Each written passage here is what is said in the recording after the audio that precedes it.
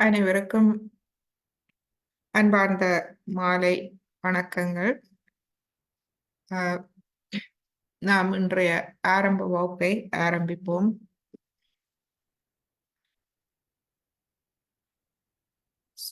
மெழுகுதிரி சுத்திகரிப்பு தேவையானவர்கள் மெழுகுதிரி தயாராக வைத்திருங்கள் மற்றும் அனைவரும் உப்பு நீருக்கு தயாராக இருங்கள் மற்றும் முற்றிலும் சிரமமின்றி மனம் உடல் இரண்டையும் ஆறுதலாக வைத்திருப்போம். எந்த எதிர்வினையும் புரியாது சாட்சி பாவ நிலையில் இருப்போம். அதாவது நான் மற்றும் ஆத்மா.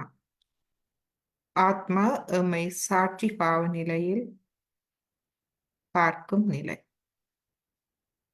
எமது எண்ணங்கள், எமது செயல்கள் அனைத்தையும் நாம் ஆத்ம நிலையில் சாட்சி பாவமாக பார்க்கும் நிலை. அந்நிலையில் நாம் அழிவுகரமானவற்றை முழுமையாக விட்டுவிடுகின்றோம்.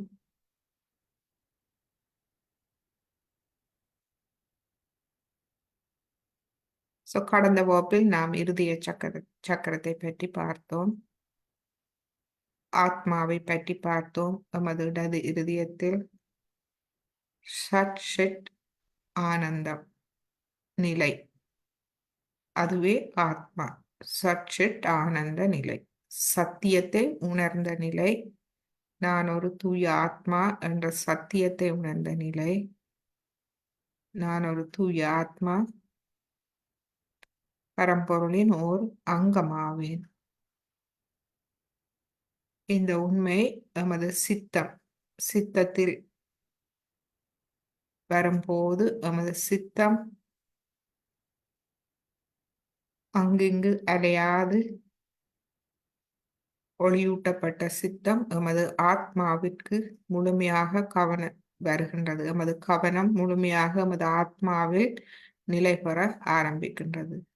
ஆத்மா எமது ஆத்மாவின் அனைத்து நற்பண்புகளிலும் இந்நிலையில் நமக்குள் வளர்ச்சி ஏற்படுகின்றது. நாம் கொஞ்சம் கொஞ்சமாக அமைதி அடைந்து பின்பு ஆனந்த நிலைக்கு நாம் மாறுகின்றோம். இதுவே சச்சிதானந்த ரூபம், அந்த நிலை, ஆத்ம நிலை, தியான நிலை.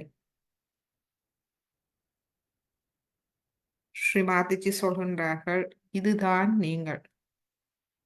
நீங்கள் நித்திய பேரின்பம் மற்றும் விழிப்புணர்வு. எல்லோரும் அந்த ஆத்மா அஷ்டகம் நாம் பார்த்தோம். ஆதி சங்கராச்சாரியாரால் சொல்லப்பட்ட ஆத்மாவின் பண்புகள். ஆத்ம அஷ்டகம்: சச்சிதானந்த ரூபம், சிவோகம் சிவோகம். இதை எல்லோரும் இதயத்தால் கற்றுக்கொண்டு சொல்ல வேண்டும்.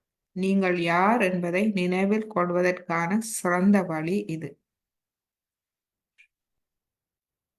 I am eternal bliss and awareness. I am Shiva. I am Shiva. சச்சிதானந்த ரூபம், சிவோகம் சிவோகம். இன்று நாம் விசுதி சக்கரத்துக்கு செல்வோம். விசுதி சக்கரத்தின் பண்புகள்: கூட்டு விழிப்புணர்வு நிலை. நான் பரபிரம்மத்தின் ஓர் அங்கம் என்ற கூட்டு விழிப்பு நிலை நமக்கு வருகின்றது. மற்றும் விசுதி சக்கரம் மூலமாக நமக்கு தொடர்பு, சமூக உணர்வு, மற்றவர்களோடு இணக்கம், பற்றற்ற சாட்சி நிலை. இதுவே எமது விசுதி சக்கரத்தின் பண்புகளாகும்.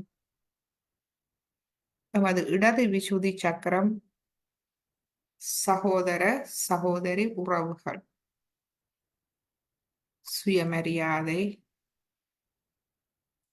குற்ற உணர்வை விடுத்து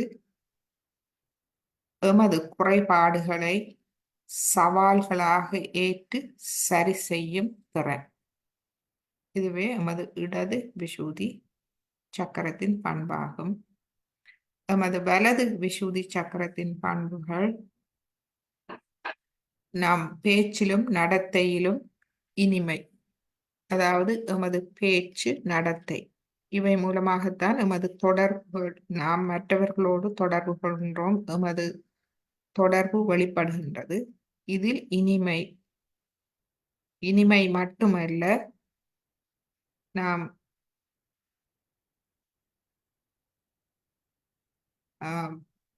எமது பேச்சு நடத்தைகள் உண்மையை வெளிப்படுத்துவதாக இருக்கும் இனிமையாக உண்மையை வெளிப்படுத்துவதாக, மற்றும் இந்த உண்மையை நாம் வெளிப்படுத்தும் போது பக்குவமாக காலம் அறிந்து, இடம் அறிந்து, நேரம் அறிந்து நாம் அதை வெளிப்படுத்தும் திறன். இதுவே தெய்வீக ராஜ தந்திரம் என்று சொல்லப்படும். ஏனென்றால் நாம் சில வேளைகளில் நேரடியாக உண்மையை சொல்லும் போது மற்றவர்களால் அதை ஏற்றுக்கொள்ளும் பக்குவம் இல்லாவிட்டால்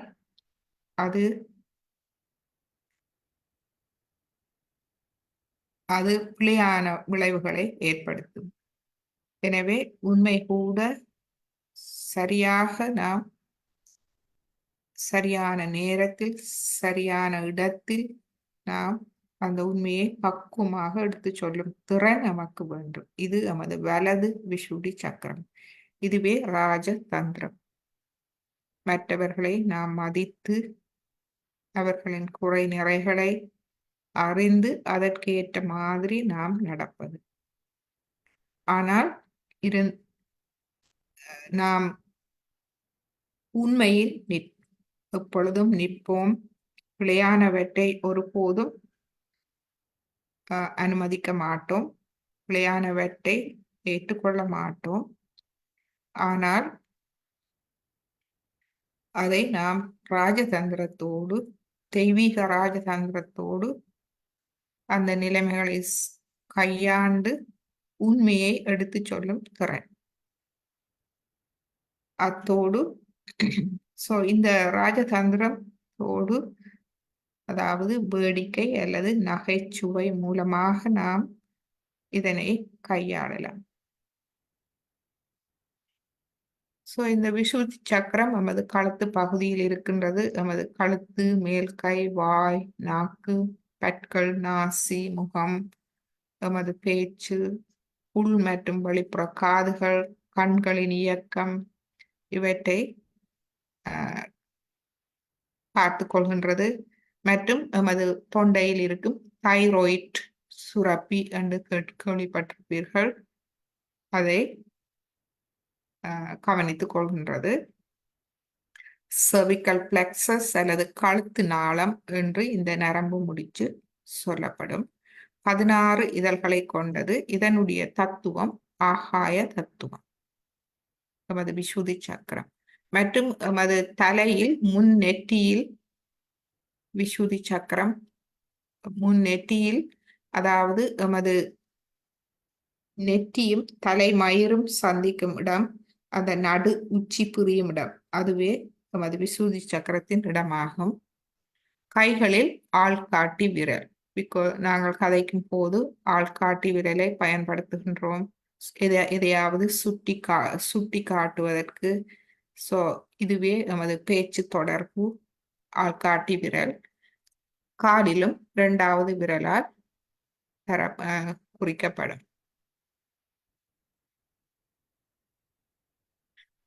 இந்த விஷுதி சக்கரம்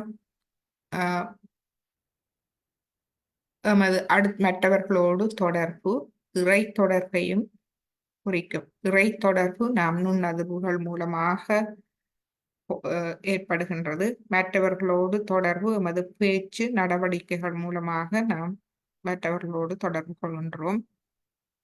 மற்றும் சுயமரியாதை இடது விஷுதி, மற்றவர்களிடம் மரியாதை வலது விஷுதி. இவற்றை நமக்குள் விருத்தி செய்கின்றது. மற்றும் அகங்காரம், புகழ்ச்சியால் வீங்காமலும் மற்றும் தீங்கினாலோ விமர்சனத்தாலோ சோர்வடையாமல் சமநிலையில் உறுதியாக இருக்கும் நிலை சாட்சி பாவ நிலை. பற்றற்ற சாட்சி பாவ நிலை.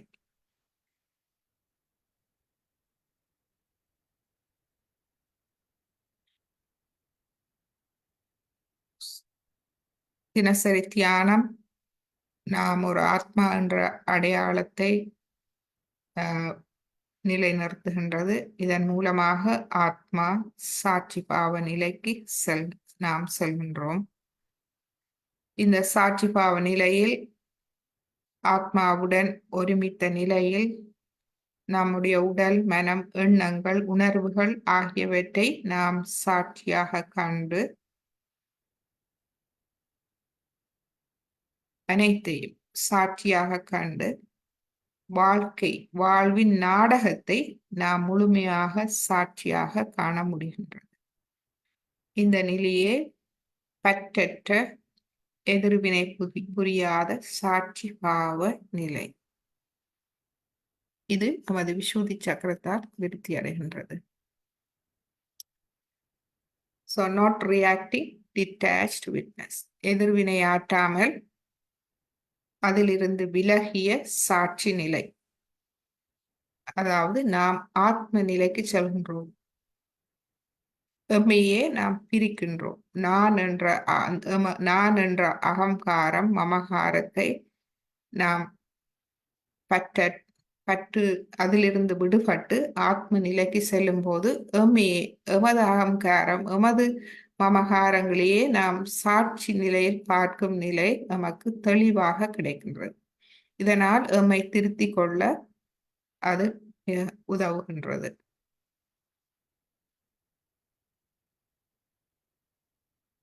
இந்த விசுத்தி சக்கரத்துக்கு ஒரு நல்ல ஒரு விளக்கம் புல்லாங்குழல் ஒரு மிக எளிய வாத்தியம். மூங்கிலால் செய்யப்பட்ட வாத்தியம். சில துளைகள் இருக்கின்றது. இதுவே இந்த புல்லாங்குழல் வாத்தியமாகும். ஆனால் மிக இனிமையான இசையை தரவல்லது. இந்த புல்லாங்குழல் தனியாக இசையை தர முடியாது. அந்த புல்லாங்குழலை கையாளும் தேர்ச்சி பெற்ற ஒரு இசைக்கலைஞன் அவசியம்.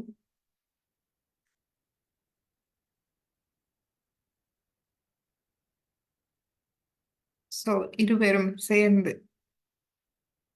இதனாலேயே ஸ்ரீ கிருஷ்ணா இங்கு வருகின்றார். ஸ்ரீ கிருஷ்ணர் புல்லாங்குழல் வாசிப்பவர். ஸ்ரீ கிருஷ்ணா புல்லாங்குழலை மிக திறமையாக வாசிக்கும் திறன் கொண்டவர். புல்லாங்குழல் ஒரு வெற்றிடமாகும். உள்ளுக்குள் ஒன்றுமே இல்லாத ஒரு வெற்றிடம். எனவே ஸ்ரீ கிருஷ்ணர் அதன் மூலமாக அருமையான இசையை உருவாக்குகின்றார். இந்த இசை உருவாக்கப்படுவது இரண்டும் சேரும் போதே. ஸ்ரீ கிருஷ்ணா தெய்வீக சக்தி கொண்டவரானாலும் தனியாக இசையை உருவாக்க முடியாது. புல்லாங்குழலும் தனியாக இசையை உருவாக்க முடியாது. இரண்டும் சேர்ந்தே அந்த இசை உருவாகின்றது. அதுபோல் நாம் ஒரு இசைக்கருவி. இறைவனே எம்மை வாசிப்பவர், எம்மை கையாள்பவர். இறை சக்தி முழு தேர்ச்சியும் பெற்ற ஒரு சக்தி. எம்மை எவ்வாறு வழி நடத்துவது என்ற முழு திறமையும் கொண்ட ஒரு சக்தி.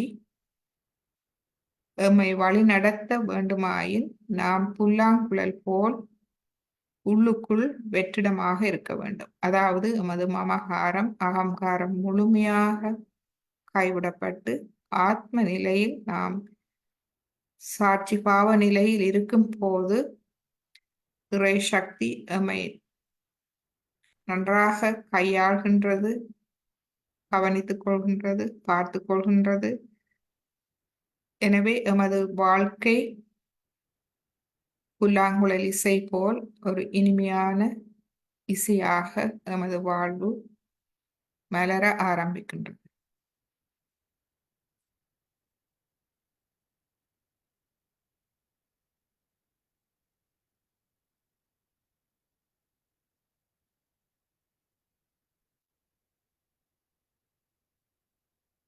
எமது விசுத்தி சக்கரத்தின் பிரச்சனைகள் சாட்சி பாவ குறைவு, அதாவது எதிர்வினை புரியும் தன்மை கொண்டிருந்தால், அல்லது குற்ற உணர்வு, சுயமரியாதை குறைவு, கடுமையாக பேசுவது, சாபமிடுவது, அதிகமாக பேசுவது, முன்கோபம், ஆதிக்க உணர்வு, புகை பிடித்தல், மது, போதை வஸ்துக்கள், சளி தொந்தரவு, இவை எமது விசுத்தி சக்கரத்தை பாதிக்கும்.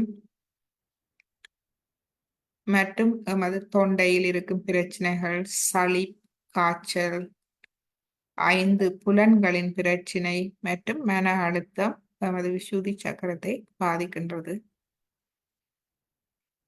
தினசரி காலை மாலை தியானம், நாடிகளை சமநிலைப்படுத்தி உப்பு நீர் சுத்திகரிப்பு செய்து தியானம் நமக்கு உதவுகின்றது. எமது இடது விசுதிக்கு மெழுகுவர்த்தி ஒளியும் காட்டுதல் உதவும். சக்கரங்களுக்கு அதிர்வுகள் கொடுக்கலாம் மற்றும் உறுதிமொழிகள், பிரார்த்தனைகள் மற்றும் எண்ணெய் தேய்த்தல். விசுதி சக்கரத்துக்கு எண்ணெயால் மசாஜ் பண்ணுதல் மிகவும் உதவியாக இருக்கும். சில உடல் பயிற்சிகள், ஆரோக்கிய குறிப்புகள் எமது விசுதி சக்கரத்தை வளமாக வைத்திருக்க உதவும். சில ஆரோக்கிய குறிப்புகள் விசுதி சக்கரத்தை உறுதியாக வைத்திருப்பதற்கு குற்ற உணர்வின்றி எமது குற்றங்களை நாம் சாட்சியாக பார்த்து அவற்றை சரி செய்து கொள்ளும் திறன் அவசியம். மற்றும் சகோதர சகோதரி உறவுகள், மற்றவர்களுடனான உறவுகள் தூய்மையாக இருக்க வேண்டும். பழி சொல்வது, குறை கூறுவது முற்றாக நிறுத்தப்பட வேண்டும். மோசமான மனநிலை அனுமதிக்க கூடாது. எம்மை பற்றி நாம் அதிகம் பேசக்கூடாது. நடு விசுதி சக்கரத்துக்கு நாம் அதிர்வுகள், எமது கையால் அதிர்வுகள் கொடுக்கலாம். காலை மாலை உப்பு நீரில் வாய் கொப்பளித்தல், முக்கியமாக இரவில் பல் துலக்கி உப்பு நீரால் வாய் கொப்பளித்து தொண்டையையும் உப்பு நீரால் கொப்பளித்து கழுவி படுப்பது நமது விசுதி சக்கரத்தை வளமாக வைத்திருக்க உதவும். மற்றும் துளசி, அனைவருக்கும் துளசி தெரியும் நினைக்கின்றேன். துளசி செடி, அதனுடைய தேநீர் நாம் அருந்தலாம். ஒரு 5-6 இலையை போட்டு கொதிக்க வைத்து அந்த துளசி தேநீரை நாம் அருந்தலாம். மற்ற ஓமம், ஓமம் என்பது அனைவருக்கும் தெரியும். சின்ன சின்ன சீட்ஸ், அது சின்ன சின்ன விதைகள், நற்சீரகம் மாதிரி சின்ன சின்ன விதைகள். ஓமம், அதுக்கும் ஒரு கரண்டி ஓமத்தை தண்ணீரில் கொதிக்க வைத்து ஓமத்தேநீரும் நாம் அருந்தலாம். மற்றும் நாசி துவாரங்கள், மூச்சுக்குழல் ஆகியவற்றை நாம் சுத்தம் செய்யலாம். இதை சுத்தம் செய்வதற்கு நாம் இந்த ஓமத்தை ஒரு தணலில் நாம் சிறிது போடும் போது அதிலிருந்து புகை வரும். அந்த ஓம புகை நமக்கு தடிமன், சளி இருந்தால் அது நல்ல உதவியாக இருக்கும்.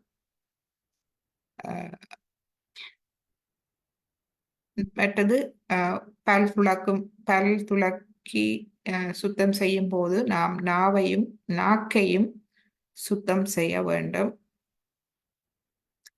மற்றும் மூக்கு துவாரத்துக்கு சிறிது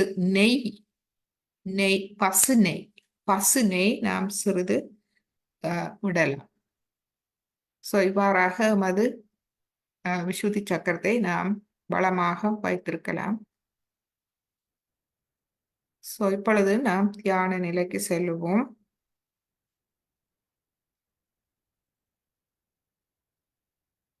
நமது கவனத்தை தலை உச்சி குலுக்கி கொண்டு செல்வோம். மெதுவாக குண்டலினி எண்ணெயை எழுப்பி கவசம் இட்டுக்கொள்வோம். முதலாவது தடவை மெதுவாக உள்ளந்தாண்டு அடிப்பாகத்திலிருந்து மேலெடுத்து செல்லுவோம். ஒரு முடிச்சு. பின்னர் 2வது தடவை நாம் இந்த குண்டலினி எண்ணெயை எழுப்பி கவசம் இடும் பொழுது நான் ஒரு தூய ஆத்மா, புனிதர்கள், நாம் புனிதர்கள் என்ற விழிப்புணர்வோடு இப்பொழுது 2 முடிச்சு போட்டுக்கொள்வோம். கையை மெதுவாக கீழே கொண்டு வருவோம். 3வது தடவை மெதுவாக தலை உச்சியில் 3 முடிச்சுக்கள் போட்டுக்கொள்வோம்.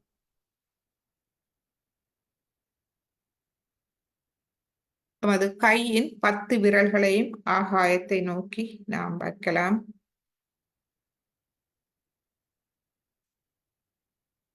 தலை உச்சியை அவதானிப்போம். இப்பொழுது கைகளை கீழே மடியில் கொண்டு வருவோம். இப்பொழுது கவசம், மூலாதாரம், சுவாதிஷ்டானம், நாபி, பவசாகரம், இருதயம், விஷுத்தி, ஆக்யா, சஹஸ்ராரம். இரு கைகளையும் கூப்பி வணங்கி இன்றைய தியானத்தை ஆரம்பிப்போம்.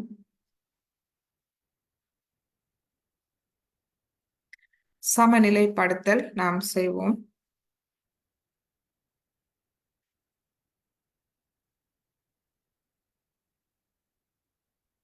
நீர் தயாராக வைத்திருப்பார்கள். சமுத்திர தேவரை வணங்கி உப்பு நீருக்குள் காலை வைக்கலாம்.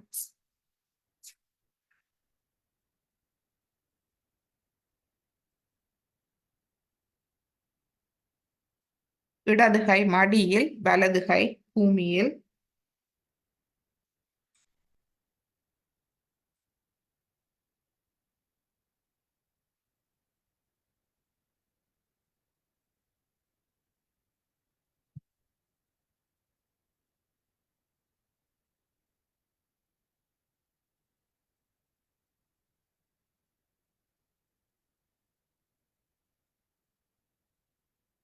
இங்கே பிரார்த்திப்போம். தாயே, எனது இடது நாடியை முழுமையாக தூய்மைப்படுத்தி விடுங்கள். எனது இடது நாடியில் தூய விருப்பத்தை நிலைநாட்டுங்கள்.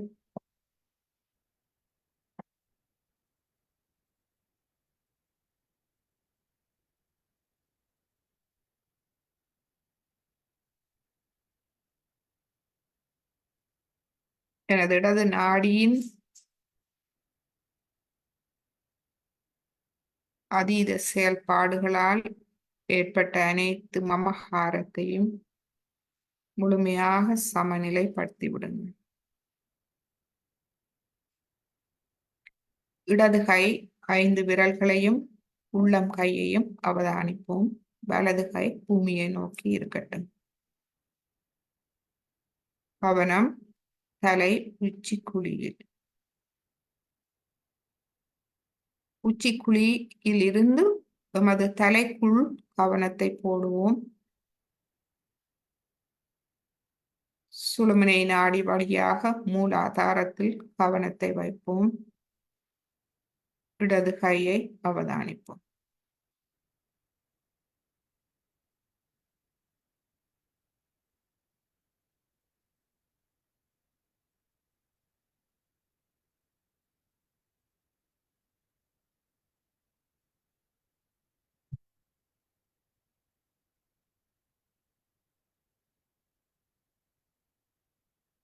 ஸ்ரீ மாதிச்சி எனக்குள் தூய விருப்பத்தை நிலைநாட்டுங்கள். எனக்கு தூய தெய்வீக ஞானத்தை தந்தருளும். தூய தெய்வீக அறிவை தந்தருளும்.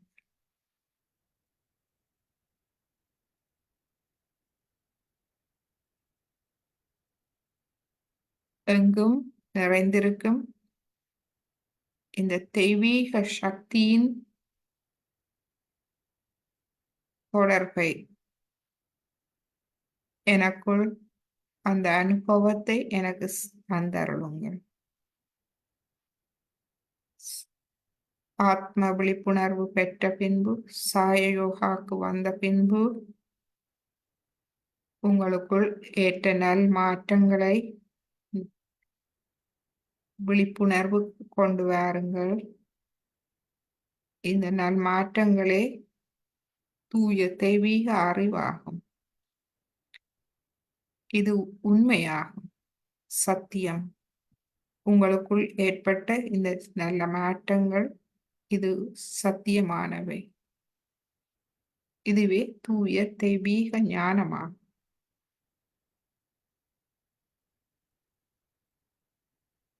இந்த அனுபவங்கள் மிக மிக சிறியவையாக இருக்கலாம், அல்லது சில பேர் பெரிய மாற்றங்களை உணர்ந்திருக்கலாம். எதுவானாலும் உண்மை இந்த இந்த தெய்வீக சக்தி உங்களுக்குள் வேலை செய்ய ஆரம்பித்து விட்டது என்பதே உண்மை. குண்டலினி என்னை வேலை செய்ய ஆரம்பித்து விட்டார் என்பதே உண்மை. அதுவே தெய்வீக தூய ஞானம். எனவே தன்னம்பிக்கையோடு அன்னை குண்டலினியை வேலை செய்ய விட்டு விடுவோம்.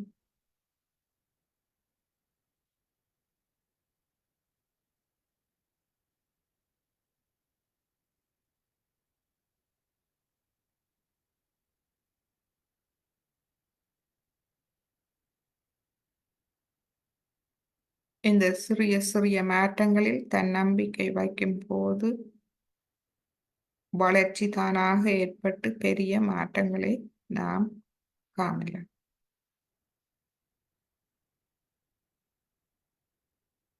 இப்பொழுது நமது வலது கையை மடக்கி கொண்டு வருவோம். இடது நாடியை சரி செய்து கொள்வோம். வலது கை மடியில், இடது கை ஆகாயத்தை நோக்கி,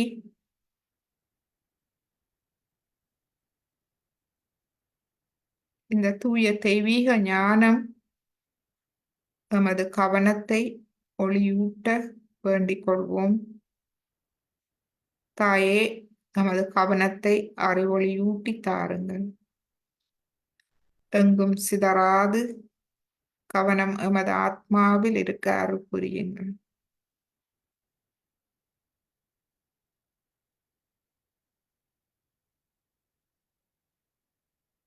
இந்த தெய்வீக ஞானம் நமக்கு இறை நம்பிக்கையை தருகின்றது. தெய்வீக நம்பிக்கையை.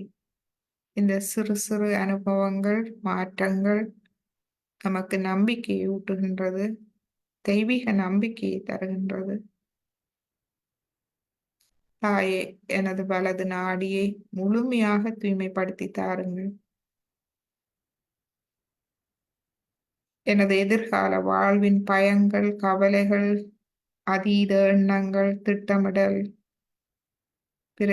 அதனால் யோசனை, குழப்பம், அகங்காரம் அனைத்தையும் முழுமையாக அகற்றி எனது எதிர்காலம் பாதுகாப்பானது என்ற தெய்வீக நம்பிக்கையை எனக்கு தந்தருளுங்கள்.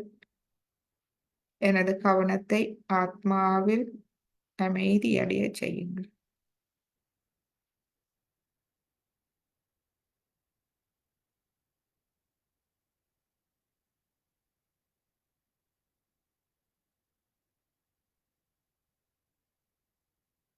எமது மனமும் உடலும் ஆறுதல் அடைந்து நிதானம் அடையும் போதே நாம் எமது செயல்கள் தூய்மையானதாக அமையும்.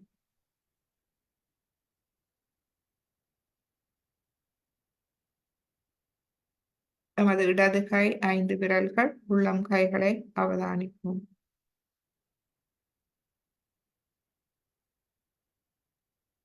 எமது கவனம் எங்கிருக்கின்றது? சுவாசம் அமைதியாக நடைபெறுகின்றன. எனது உடலும் மனமும் ஆறுதல் அடைகின்றன.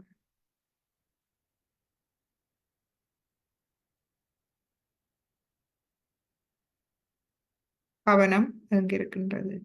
தலை உச்சி குழிக்கு கீழ் சாரத்தில் முழுமையாக இருக்கின்றன.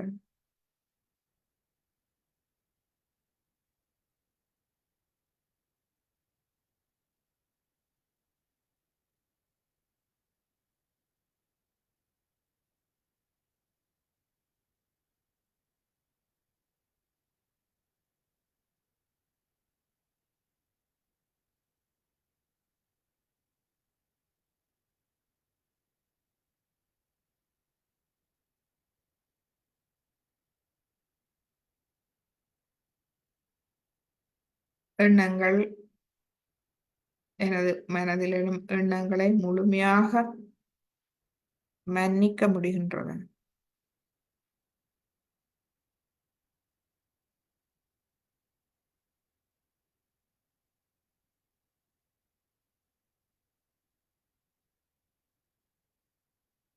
நான் பாதுகாப்பாக இருக்கின்றேன்.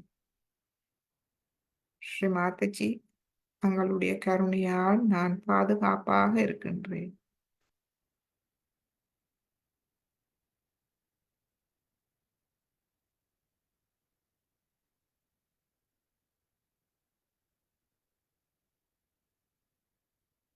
இப்பொழுது எமது இடது கையை மடக்கி கொண்டு வருவோம்.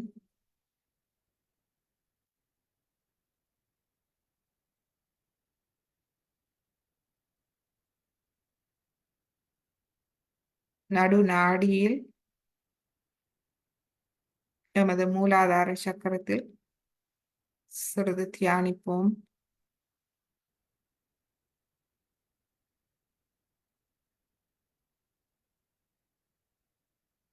களங்கமில்லாத குழந்தை உள்ளம், auspiciousness, மங்களகரம். தாயே, எமது மூலாதாரத்தில் மங்களகரத்தை தந்தருளுங்கள். எமது வாழ்வில் சுபம், மங்களத்தை தந்தருளுங்கள். களங்கமில்லாத குழந்தை உள்ளத்தை நமக்கு தந்தருளுங்கள்.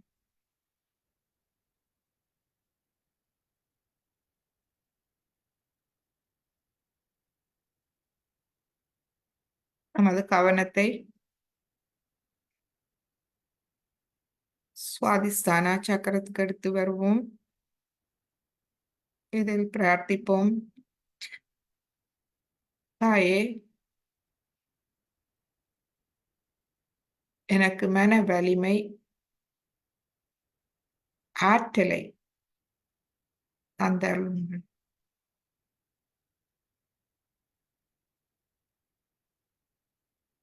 தூய தெய்வீக ஞானத்தில், அறிவில் எப்பொழுதும் தூய கவனத்தை வைக்கும் ஆற்றலை எனக்கு தந்தருளுங்கள்.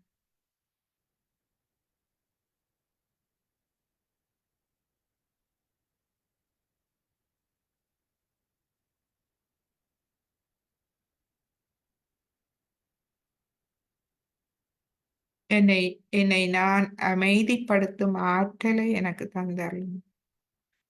இந்த அமைதியை வெளியிலும் மற்றவர்கள் உணரும்படியான ஆற்றலை எனக்கு தந்தருளுங்கள்.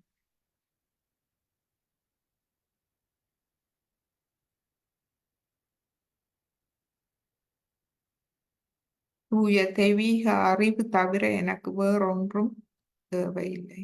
அது ஒன்றே நான் வேண்டுவது தாயே.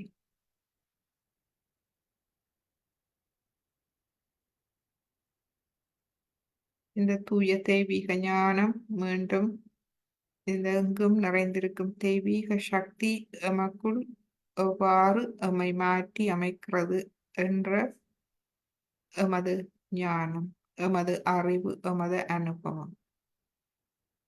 அதில் நாம் கவனத்தை முழுமையாக வைத்தோமானால் நாளாந்தம் சிறிது சிறிதாக முன்னேற்றத்தை நாம் உணரும்.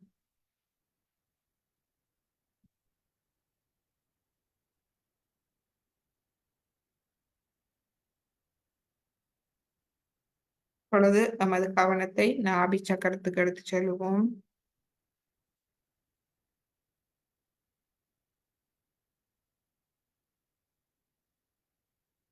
தாயே, இந்த உலக வாழ்வு மாயை நிறைந்தது.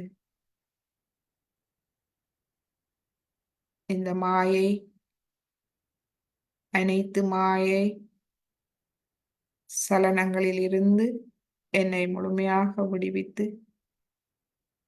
எனது வாழ்வில் முழுமையான அமைதியையும் திருப்தியையும் மன திருப்தியையும் தந்தரும்.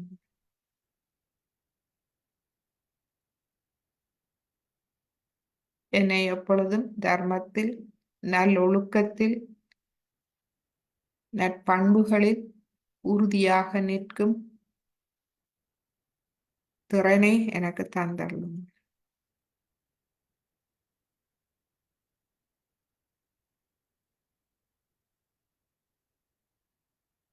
நாபி சக்கரத்தில் நடைபெறும் மாற்றத்தை அவதானிப்போம்.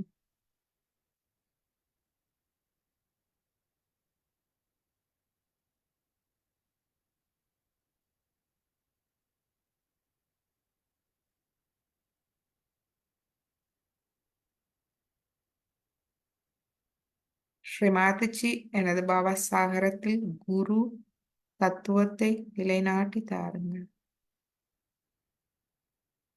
குற்ற உணர்வின்றி என்னை நான் நன்றாக அறிந்து எனது குறைகளை கண்டு அவற்றை சீர்திருத்தி செல்லும் சாதுரியம், விவேகத்தை எனக்கு முழுமையாக தந்தருளும். ஸ்ரீமாதஜி, தங்களை என் முழுமையான குருவாக நான் ஏற்றுக்கொண்டுள்ளேன்.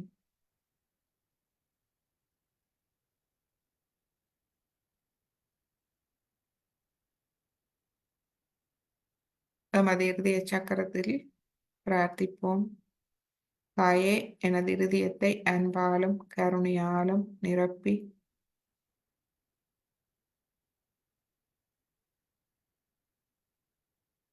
எனது கடமை உணர்வுகளை எனக்கு உணர்த்தி, தர்மத்தின் எல்லைகள், நல்லொழுக்கத்தின் எல்லைகளை எனக்கு உணர்த்தி,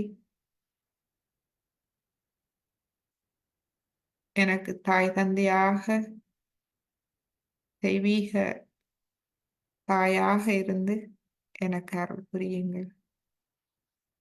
எனக்கு தன்னம்பிக்கை, இறை நம்பிக்கையை தந்து பயமின்மையை போக்கி எனக்கு பாதுகாப்பு உணர்வை தந்தருளுங்கள்.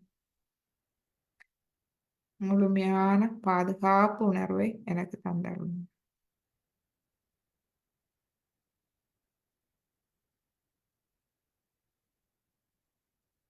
நமது நடு இருதயத்தில் நாம் அந்த பாதுகாப்பை உணரக்கூடியதாக இருக்கின்றதா என்று பார்ப்போம். அமைதி,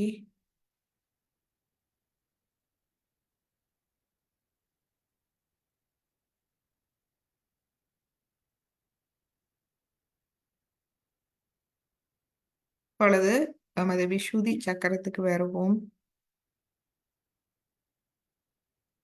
நமது விசுதி சக்கரம் சமநிலையுடனும் ஆற்றலுடனும் இருக்கும் போது நாம் மற்ற மனித குலத்தோடு இணக்கத்தை உணர்வோம். கூட்டு உணர்வு, இணக்கம், ஒரு அமைதி நமது வாழ்வில் ஏற்பட ஆரம்பிக்கின்றது. மற்றும் விசுதி சக்கரமே நமது நுண்ணதிர்வுகளை உணர வைப்பது, அதாவது இறை தொடர்பை எமக்கு தருவது விசுதி சக்கரம். எனவே நுண்ணதிர்வுகள் நமது கைகளில் நன்றாக உணர்வதற்கு விசுதி சக்கரம் வளமாக இருக்க வேண்டும். இந்த நுண்ணதிர்வுகள் என்பது நமது தூய ஆத்மாவின் வழிபாடு.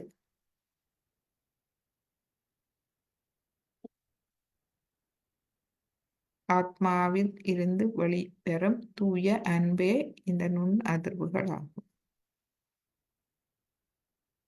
நமது நடு விசுதி சக்கரத்தில் பிரார்த்திப்போம். தாயே, என்னை பற்றற்ற சாட்சி நிலையில் வைத்திருங்கள். அதாவது இது ஆத்ம நிலை.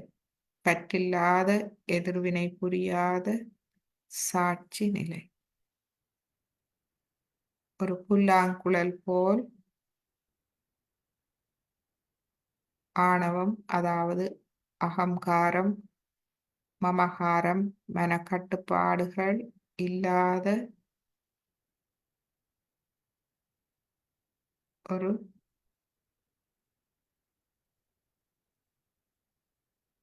அமைதியான நிலை. என்னையும் பரபிரம்மத்தின் ஒரு பகுதியாக மாற்றுங்கள்.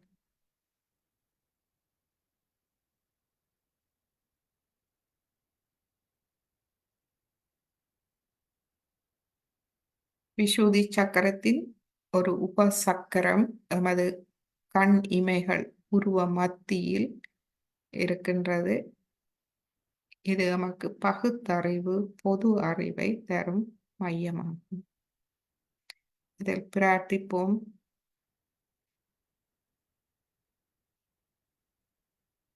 தாயே, என்னை சீர்திருத்தம் செய்யவும், நானே என்னை சரிப்படுத்திக் கொள்ளவும், நல்லது எது, கெட்டது எது என்று பகுத்தறியுமாறும் செய்யுங்கள். எனக்கு பகுத்தறிவு, பொது அறிவை தந்தருளும்.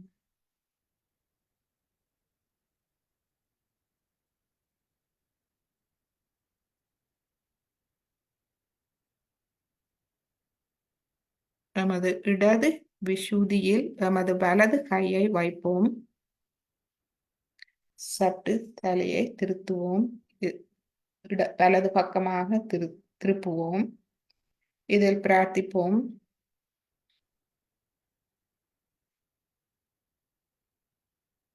தாயே, நான் எந்த குற்ற உணர்வோடும் இருக்கவில்லை. உங்கள் அருளால் நான் ஆத்மாவாக இருக்கின்றேன்.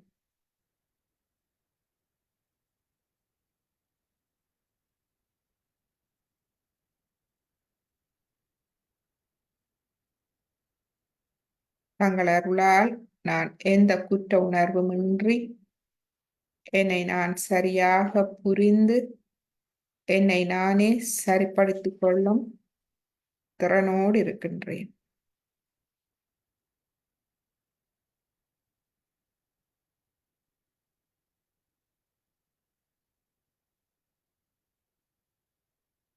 தங்கள் அருளால் மற்றவர்களோடு ஆன எனது உறவு தூய்மையாக இருக்கின்றது. நான் ஒரு ஆத்மா.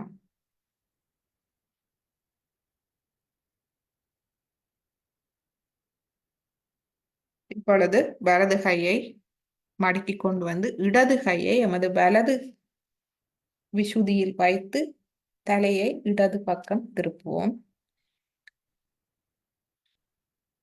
இதில் நாம் சொல்லுவோம். தாயே, குண்டலினி தாயே, தாங்கள் விழிப்படைந்ததால்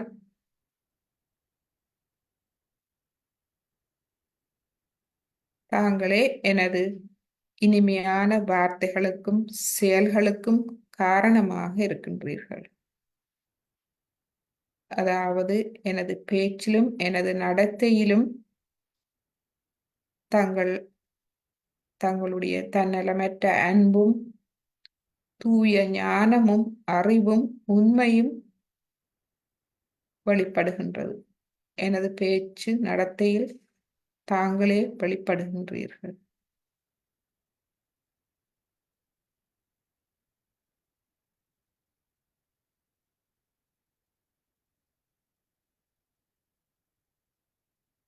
இப்பொழுது கையை மடக்கி கொண்டு வருவோம்.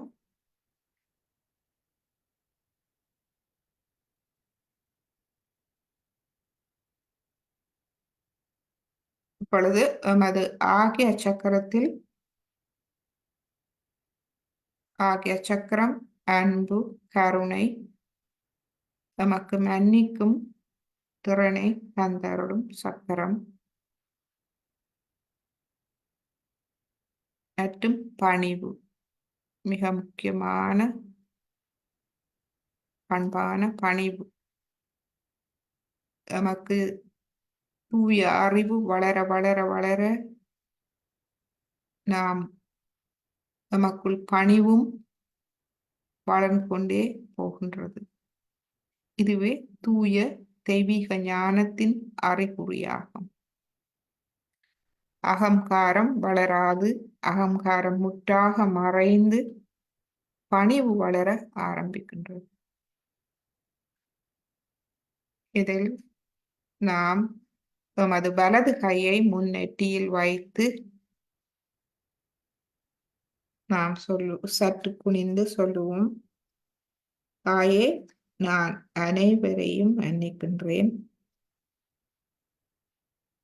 என்னையும் மன்னிக்கின்றேன்.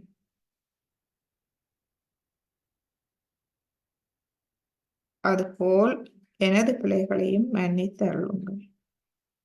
நான் தெரிந்தோ தெரியாமலோ செய்த பிள்ளைகள் அனைத்தையும் மன்னித்து அருளுங்கள்.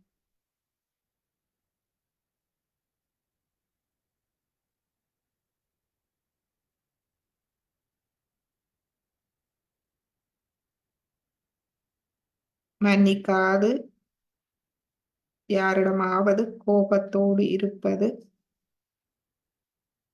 எம்மை ஆத்ம நிலைக்கு எடுத்துச் செல்லாது. நாம் அந்த தீய எதிர்மறை சக்தியில் சிக்கி விடுவோம். நாம் முழுமையாக மன்னித்து எம்மை விடுவிக்கும் போது ஆத்மாவின் மேன்மையையும் கண்ணியத்தையும் உணரும் தூய விருப்பத்தை நாம் வெளிப்படுத்துகின்றோம். எனவே நாம் யாரையும் நினைக்காது அனைவரையும் மன்னித்து விடுவோம். தாயே, நான் அனைவரையும் மன்னிக்கின்றேன், என்னையும் மன்னிக்கின்றேன்.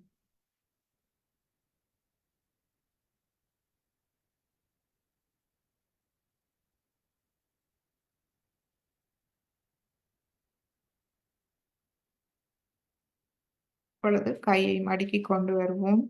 கவனத்தை தலை உச்சி குலுக்கி கொண்டு வருவோம். சாஸ்திரம் நமது இந்த அனைத்து நற்பண்புகளின் ஒருங்கிணைப்பு முழுமையான நிசப்தத்தை எமக்கு தருகின்றது. நாம் முழுமையாக அமைதி அடைகின்றோம். முழுமையான பாதுகாப்பை உணர்கின்றோம். முழுமையான சரணாகதி அடைகின்றோம். புல்லாங்குழல் வெற்றிடமாக இருந்து தன்னை முழுமையாக இயக்க ஸ்ரீ கிருஷ்ணரை முழுமையாக ஸ்ரீ கிருஷ்ணரிடம் தன்னை சரணடைப்பது போல் நாமும் நமது அகங்காரம் மமகாரம் அனைத்தையும் முழுமையாக அர்ப்பணித்து நமது உள்ளுக்குள் எதுவுமே இல்லாத, எந்த ஒரு மாசும் இல்லாத தூய்மையான எளிமையான பணிவான ஒரு கருவியாக எங்கும் நிறைந்திருக்கும் இறை சக்தியிடம் நம்மை முழுமையாக வெளிப்படுத்துவோம்.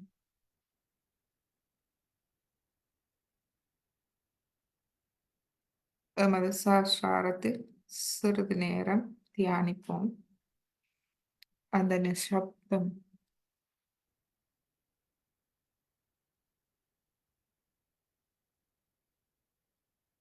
முழுமையான பாதுகாப்பு நிலை, அமைதியான நிலை, எந்த பிரச்சனைகளும் இல்லாத நிலை.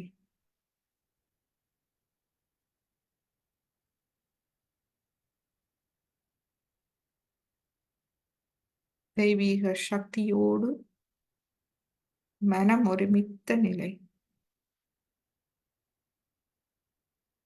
முழு நம்பிக்கையான நிலை.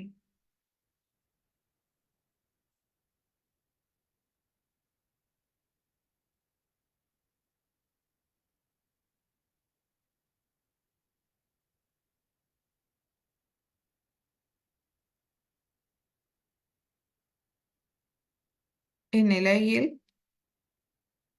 ஸ்ரீமதிஜியின் விஷுதி சக்கரம் பற்றிய ஒரு உரையை நாம் கேட்போம்.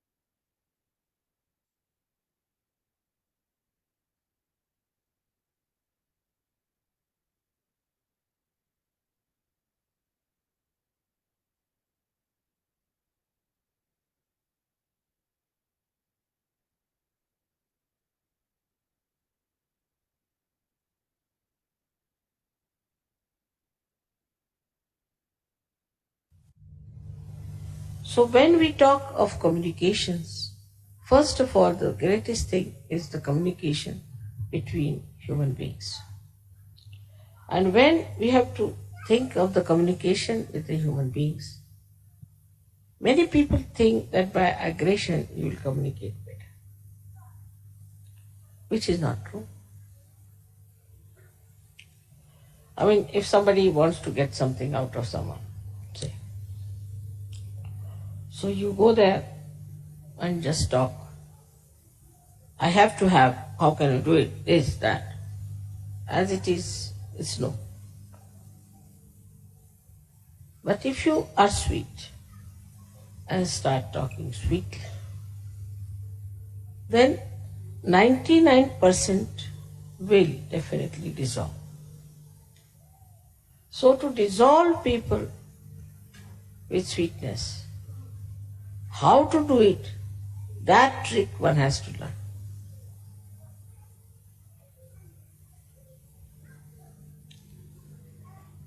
How with sweetness you can dissolve people. This is one of his special qualities, that you talk to someone in such a manner, genuinely, in a very sweet manner, and the problem between you and that person will be dissolved. Absolutely. Now there are many tricks. How to talk to someone is one of the biggest things one has to learn. First of all, you must always show that you are less intelligent than another person.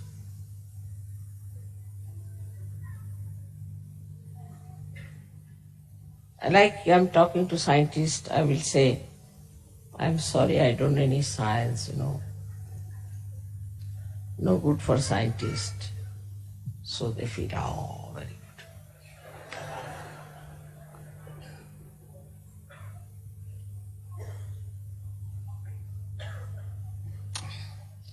If you have to talk to some musician, you must say, I don't know any music.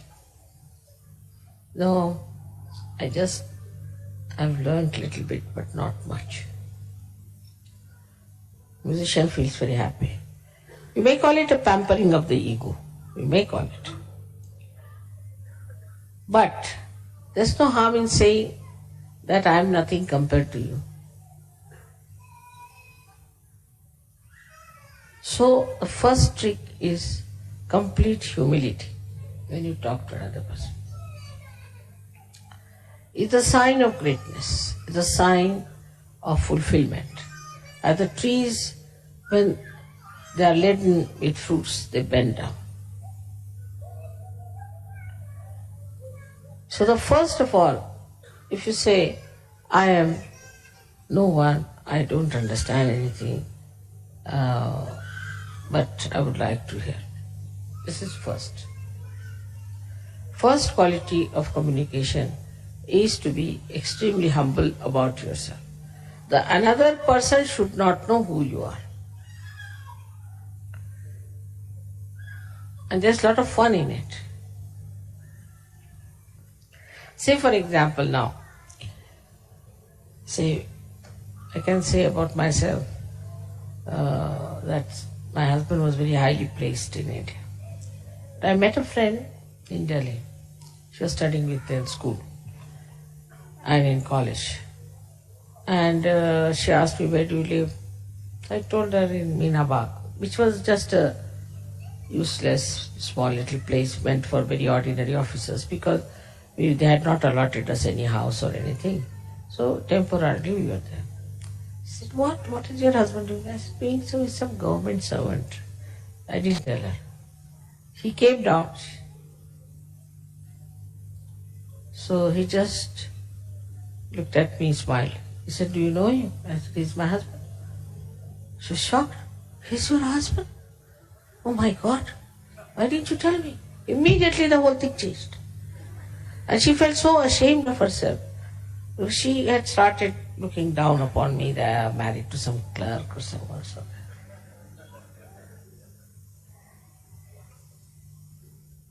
So the best thing is to play down.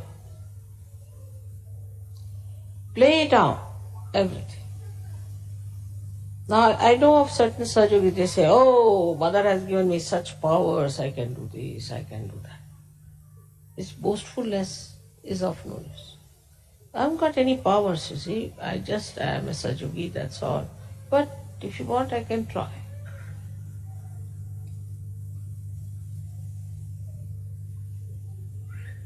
So, is to play down as much as you can. Practice this at home. First practice and then don't do it. So that is one of the greatest qualities of communication with others. Second thing, I think in the whole of Gita, if you read it, this one very important thing is Krodhat Vijayati Samoha. See, among all the worst things that we have, according to him, we have 6 enemies. But in Gita, he started with Krodha. He said, starts with Krodha, with anger. If you have anger within you, then you are not a master at all. There's no need for a master to get angry because he can play about. He can make you dance like this. What is the need to lose your temper? But that mastery, if you don't have of handling people, then after 5-6 minutes of talk, your voice starts raising and a sort of something starts barking. Because that temper is still inside you, burning. But for a master, there should be no temper. No need. He has started with Krodha, that with the Krodha all problems start. From one to another to another to another. So we should watch out if we are angry people. Anger comes from Vishuddhi. Starts from liver, Vishnu, but expressed through Vishuddhi. Face becomes red, eyes become red.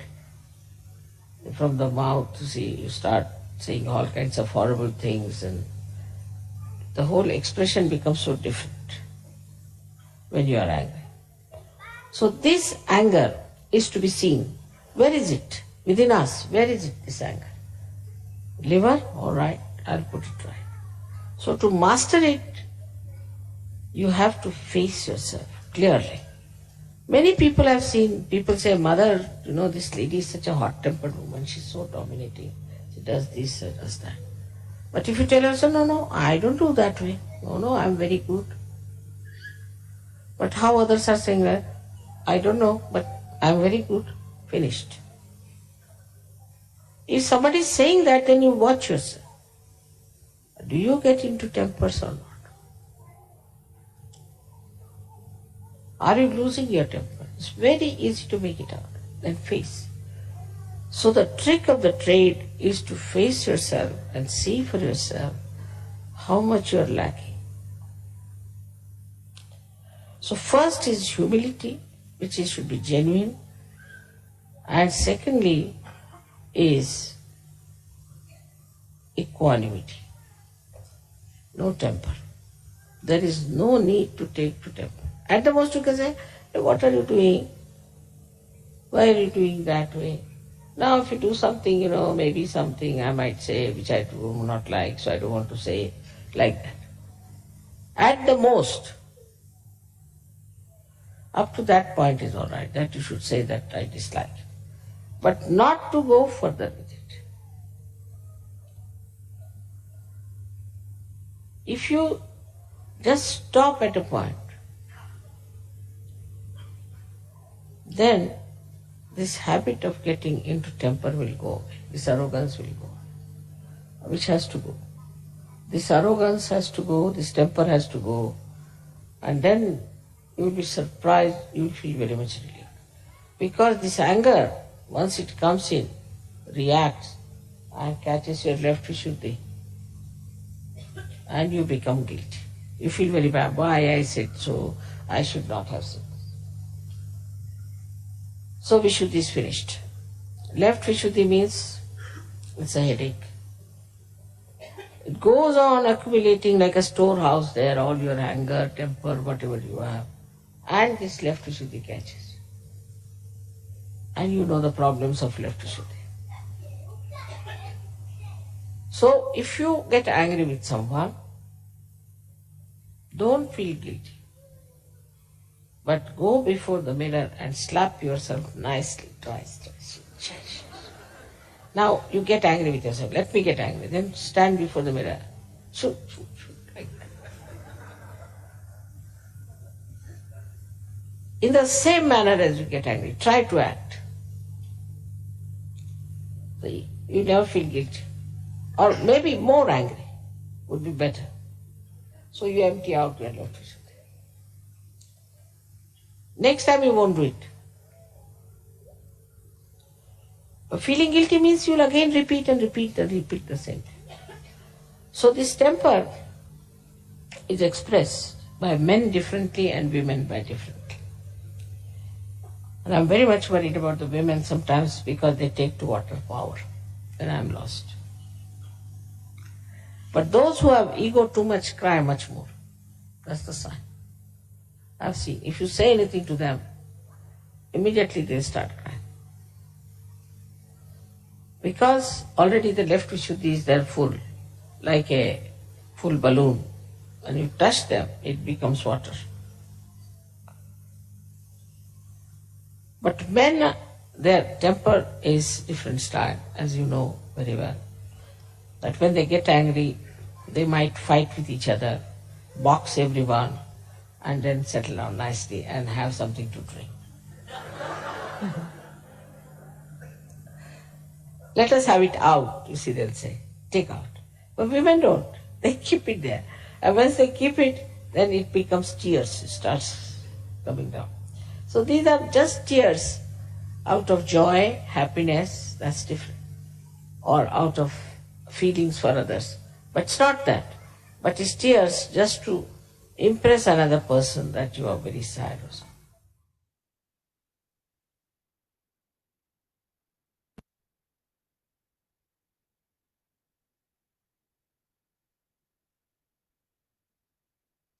சிறிது நேரம் அஹ், தியானிப்போம்.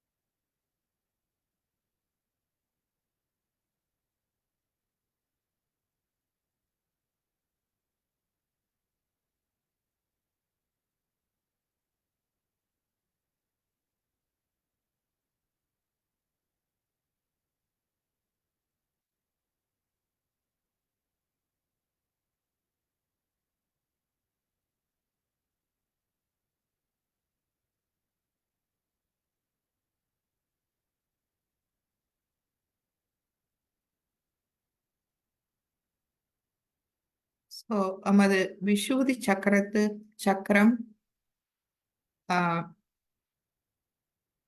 ஸ்ரீ கிருஷ்ணருடைய பண்புகளோடு நிறைய தொடர்புடையது. ஸ்ரீ கிருஷ்ணர் இனிமை நிறைந்தவர். மாதுரியம் என்றால் இனிமை நிறைந்தது. யுக்தி நிறைந்தவர், அதாவது தெய்வீக ராஜதந்திரம், யுக்தி, கையாளும் திறன், எதையும் சாதுரியமாக கையாளும் திறன், நகைச்சுவையாக சாதுரியமாக ராஜதந்திரத்தோடு கையாளும் திறன் கொண்டவர். ஒரு வறுமையாக இருக்கும் எளிமையான ஒரு வாத்தியம் புல்லாங்குழலிலிருந்து அதி உயர் இனிமையான இசையை உருவாக்க வல்லவர். அவர் புல்லாங்குழலை வைத்திருந்து நமக்கு காண்பிக்கின்றார். நாம் புல்லாங்குழல் போல் உள்ளுக்குள் அகங்காரம் மமகாரம் இல்லாது எளிமையான பணிவோடு ஒரு கருவி போல் எம்மை முழுமையாக தெய்வீக இறை சக்திக்கு எம்மை முழுமையாக சரணாகதி செய்யும் போது தெய்வீகம் எமது வாழ்வை ஒரு நல்லிசையாக மாற்றுகின்றது. தெய்வீகம் நமக்குள் இருந்து வெளிப்படுகின்றது. நாம் ஆத்மாவாக மாறுகின்றோம். தெய்வீகத்தை பிரதிபலிக்கும் ஒரு கருவியாக மாறுகின்றோம் என்பதே அதனுடைய அர்த்தமாகும். இப்பொழுது நாம் சிறிது நேரம் தியான இசையும் ஸ்லோகங்களும் கேட்டு தியானிப்போம். மீண்டும் நாம் ஒரு புல்லாங்குழல் போல் ஒரு வறுமையான எளிமையான பணிவான கருவியாக நம்மை முழுமையாக வெளிப்படுத்தி தியானிப்போம், அர்ப்பணித்து தியானிப்போம்.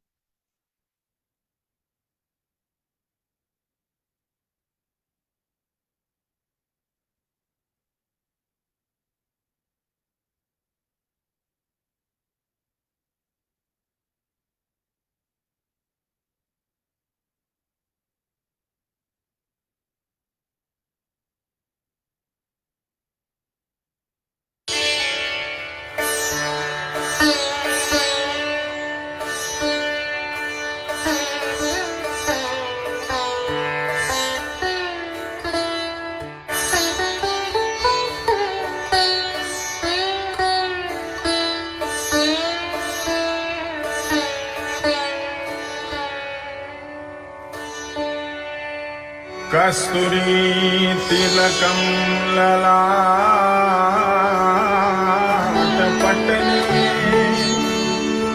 वक्षस्थले कौस्तुभम् नासाग्रे नवमौक्तिकं करतले वेणुकरे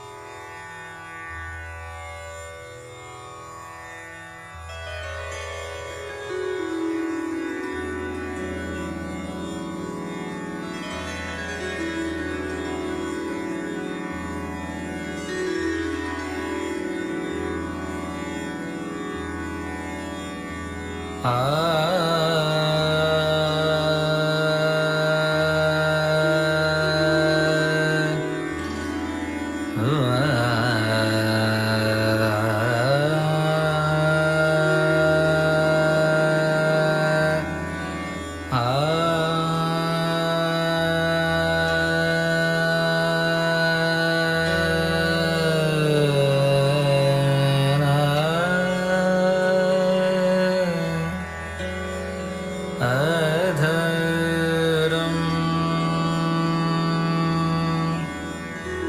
मधुरम्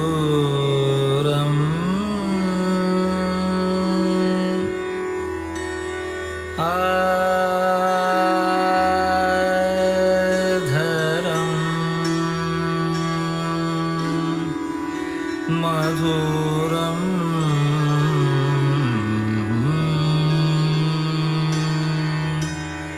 मधुरम्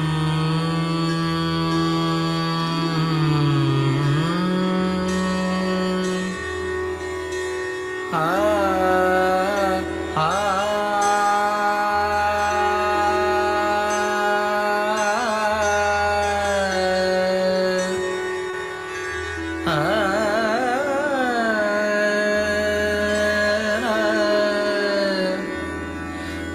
वदनं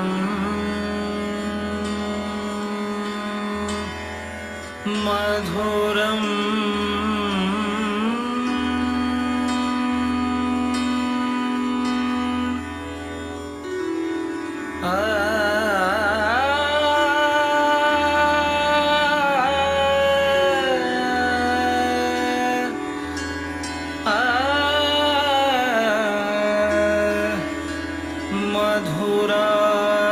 मधुराधिपते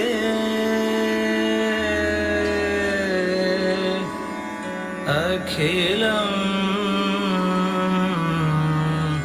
मधुरम्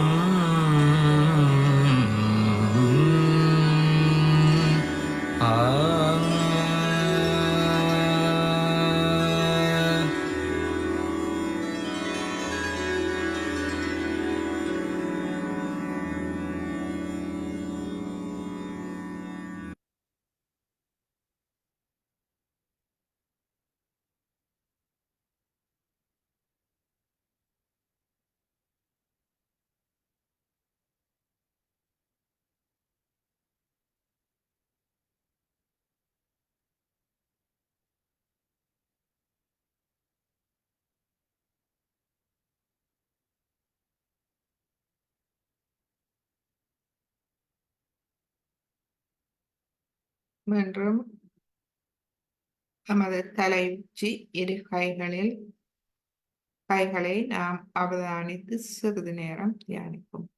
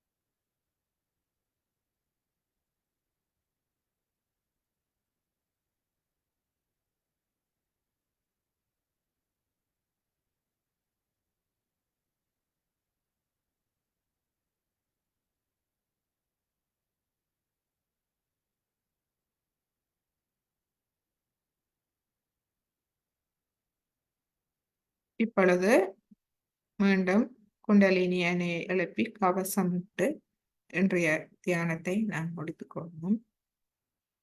முதலாவது தடவை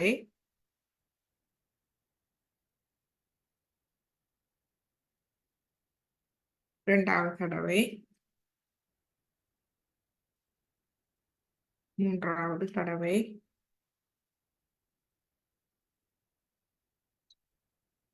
கவசம், மூலாதாரம், சுவாதிஷ்டானம், நாபி, பவசாகரம், இருதயம், விஷுதி, ஆக்யா, சர்ஷன். இரு கைகளையும் கூப்பி இன்றைய தியானத்திற்காகவும் தூய அறிவு தெய்வீக ஞானம் நமக்கு தந்தருளியதற்காகவும் ஸ்ரீமாதிஜிக்கு தமது இதயபூர்வமான நன்றிகளையும் வணக்கங்களையும் தெரிவித்து இன்றைய தியானத்தை நாம் முடித்துக்கொள்வோம். ஃபேஸ்புக் அன்பர்கள், இப்பொழுது நாம் ஒளிபரப்பை நிப்பாட்டுகின்றோம். அடுத்த வகுப்பு வியாழக்கிழமை 7:30 மணிக்கு ஆரம்ப வகுப்பில் சந்திப்போம்.